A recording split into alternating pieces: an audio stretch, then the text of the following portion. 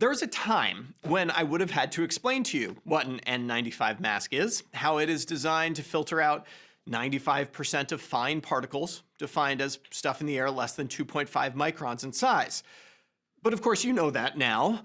The N95 had its moment, a moment that seemed to be passing as the concentration of airborne coronavirus particles decreased.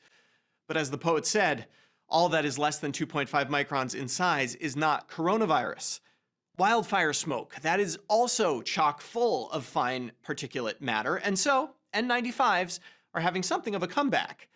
That's why an article that took a deep look at what happens to our cardiovascular system when we wear N95 masks caught my eye. In a carefully controlled experiment, you can prove that, from the perspective of your heart, wearing these masks is different than not wearing these masks. But just barely.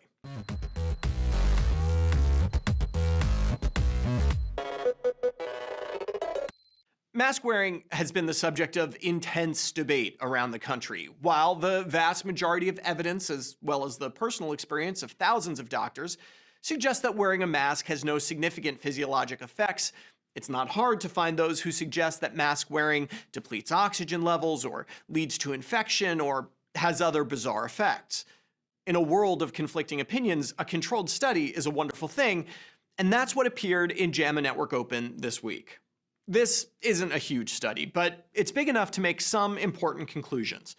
30 individuals, all young and healthy, half female, were enrolled. Each participant spent 3 days in a metabolic chamber. This is essentially a giant airtight room where all the inputs, oxygen levels and so on, and outputs, carbon dioxide levels and so on, can be precisely measured. After a day of getting used to the environment, the participants spent a day either wearing an N95 mask or not for 16 waking hours. On the next day, they switched. Every other variable was controlled, from the calories in their diet to the temperature of the room itself.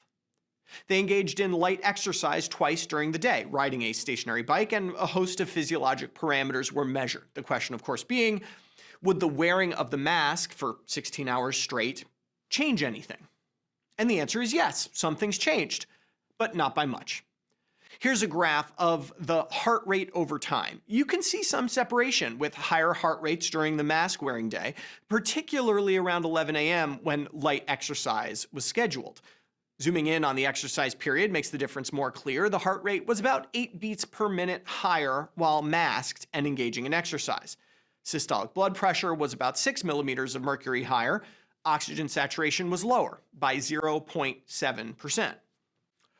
So yes, wearing an N95 mask while you're exercising might be different than exercising without an N95 mask. But nothing here looks dangerous to me. The 0.7% decrease in oxygen saturation is smaller than the typical measurement error of a pulse ox. The authors write that venous pH decreased during the masked day, which is of more interest to me as a nephrologist, but they actually don't show that data, even in the supplement, so I suspect it didn't decrease much.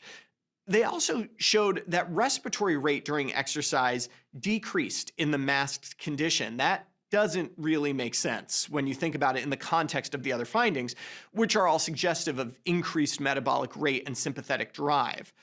Does that call the whole procedure into question? No, but it's worth noting. Okay, these were young, healthy people. You could certainly argue that those with more vulnerable cardiopulmonary status might have had different effects from mask wearing. But without a specific study in those people, it's just conjecture. Clearly, this study lets us conclude that mask wearing at rest has less of an effect than mask wearing during exercise.